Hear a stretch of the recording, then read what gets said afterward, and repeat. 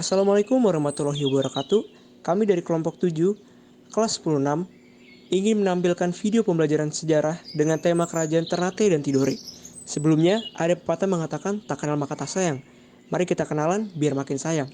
Saya Natalius Nugroho, absen 28, dan ada rekan saya Kezia Alkali Rahma, absen 19, dan Andika Given Pratama, absen 2, dan Sendrilia Hadi Rahanaya, absen 32, dan Siti Aisyah Gania, absen 33. Selamat menyaksikan. Kesultanan Ternate dan Tidore adalah salah satu kesultanan Islam terbesar di kawasan timur Nusantara. Hegemoni kekuasaan Islam di wilayah timur sangat didominasi oleh pengaruh Kesultanan Ternate dan Tidore. Kerajaan Ternate dan Tidore merupakan daerah penghasil rempah-rempah seperti pala dan cengkeh, sehingga menjadikan daerah ini sebagai pusat perdagangan rempah-rempah. Tersiarnya Islam di Kepulauan Maluku sangat dipengaruhi oleh kegiatan pelayaran dan perdagangan. Sejak dulu, perdagangan dan pelayaran sudah sangat sering terjadi di sekitaran Nusantara. Orang-orang di Kepulauan Maluku, Jawa, dan Malaka sangat sering bersinggungan dagang dengan para pedagang asing dari India, Persia, Arab, dan Cina.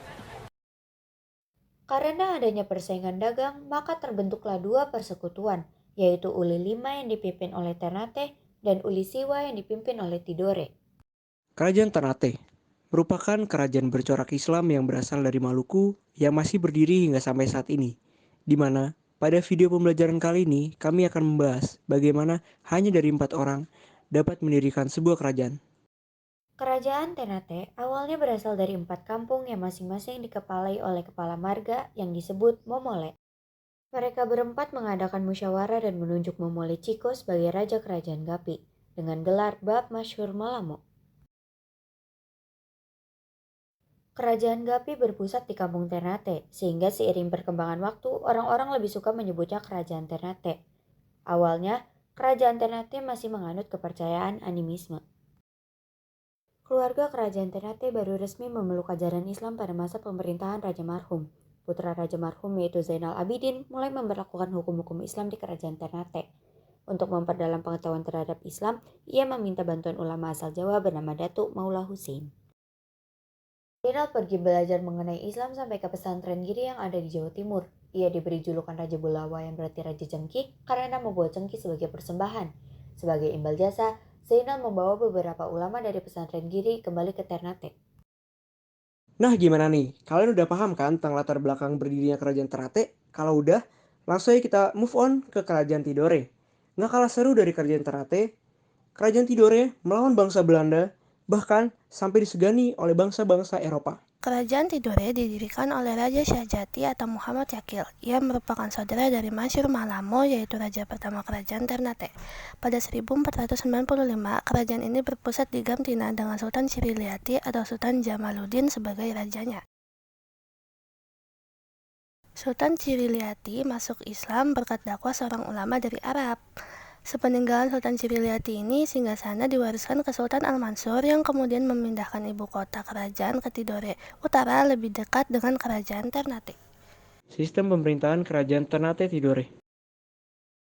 Sistem pemerintahan yang berlaku di kerajaan Ternate adalah monarki absolut, di mana raja menjadi pemimpin tertinggi. Ini berlaku sepanjang sejarah kerajaan Ternate, yang dimulai sekitar abad ke-13 hingga abad ke-19.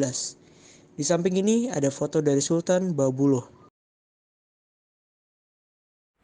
Masa kejayaan Kerajaan Ternate dan Kerajaan Tidore. Puncak kejayaan Kerajaan Ternate pada masa pemerintahan Sultan Babuloh. Kejayaan Kerajaan Ternate ditandai dengan wilayahnya yang semakin luas. Wilayah Kerajaan Ternate bahkan membentang dari Maluku, Sulawesi Utara, Sulawesi Tengah, Sulawesi Timur Tengah, bagian selatan Kepulauan Filipina, dan Kepulauan Marshall di Pasifik. Berkat pencapaiannya, Sultan Babuloh mendapatkan julukan penguasa 72 pulau yang semuanya berpenghuni. Kejayaan Kesultanan Ternate juga ditandai dengan keberhasilan perdagangan rempah-rempah dan kekuatan militer. Kota Ternate bahkan pernah mendapat julukan Al-Mulukiyah sebab selain menjadi pusat peradaban Islam, juga sebagai pusat pemerintahan dan perdagangan. Selanjutnya kita ke Kerajaan Tidore. Salah satu Raja Tidore yang terkenal dan berhasil membawa kerajaan menuju puncak kejayaan adalah Sultan Nuku. Pada periode ini, wilayah kekuasaannya telah berkembang ke sebagian besar Pulau Halmahera, Pulau Buru, Pulau Seram, dan kawasan Papua bagian barat. Kehidupan politik Kerajaan Tidore dapat dianggap mapan dengan struktur pemerintahan yang telah teratur. Selain itu, Sultan Nuku dikenal paling gigih dan sukses melawan Belanda. Selama bertahun-tahun, ia berusaha mengusir para penjajah dari seluruh kepulauan Maluku. Bahkan Sultan Nuku dapat menyatukan Ternate dan Tidore untuk bersama-sama melawan Belanda. Di bawah kekuasaan Sultan Nuku, Kerajaan Tidore menjadi sangat besar dan disegani di seluruh kawasan itu, termasuk oleh bangsa Eropa. Keruntuhan Kerajaan Ternate dan Tidore. Faktor yang menyebabkan runtuhnya Kerajaan Ternate sendiri disebabkan oleh perselisihan internal setelah Sultan Ba'abullah wafat, sehingga kondisi politik di Kerajaan Ternate pada saat itu menjadi tidak stabil. Lalu, faktor yang menyebabkan runtuhnya Kerajaan Tidore sendiri adanya dipengaruhi kolonialisme Eropa yang memonopoli perdagangan rempah-rempah dan juga perselisihan internal. Peninggalan Kerajaan Ternate Tidore. Walaupun sudah lama runtuh, dua kerajaan ini masih memiliki peninggalan yang tetap ada hingga saat ini. Yang pertama yaitu Museum Kesultanan Ternate. Museum ini dibangun pada 24 November 1813 oleh Sultan Muhammad Ali dengan luas bangunan sebesar 1.500 meter kuadrat di tanah seluas 1,5 hektar. Museum ini dibangun oleh seorang arsitektur dari Tiongkok. Pada museum ini terdapat koleksi artefak, yaitu seperti Al-Quran tulisan tangan raja, tempat berdoa, bendera atau panji-panji dengan ayat Al-Quran, singgasana, tongkat kebesaran pedang, tombak, senapan, topi militer, baju besi, tameng, dan perisai.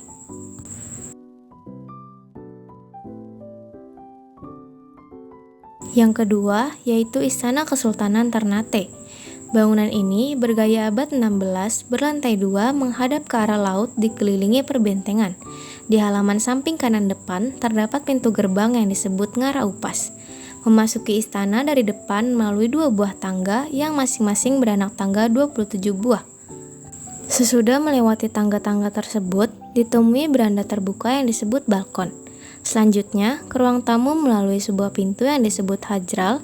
Di atas pintu ini terdapat prasasti yang bertuliskan Arab. Isinya menjelaskan tentang pendirian Kesultanan Ternate. Dan yang ketiga yaitu Masjid Jami dan Makam Kesultanan Ternate. Masjid Jami Kesultanan Ternate yang didirikan oleh Sultan Hamzah. Bangunan ini memiliki atap bersusun 7 dengan tinggi keseluruhan 21,74 meter. Untuk memperkokoh bangunannya, masjid ini memiliki 4 tiang utama dan 12 tiang penyongkong. Masjid dikelilingi pagar tembok dengan pintu gapura beratap 2 susun yang berfungsi sebagai menara azan. Masjid ini berada dalam kompleks kesultanan. Yang keempat yaitu Istana Kesultanan Tidore. Bangunan ini berdiri di Kelurahan Suasio, Kecamatan Tidore, Kota Tidore, Kepulauan. Di awal abad ke-20, bangunan istana ini sempat hancur, tetapi dibangun kembali pada tahun 1997 atas dorongan dari Sultan Jafar Shah, penguasa Kerajaan Tidore yang ke-36.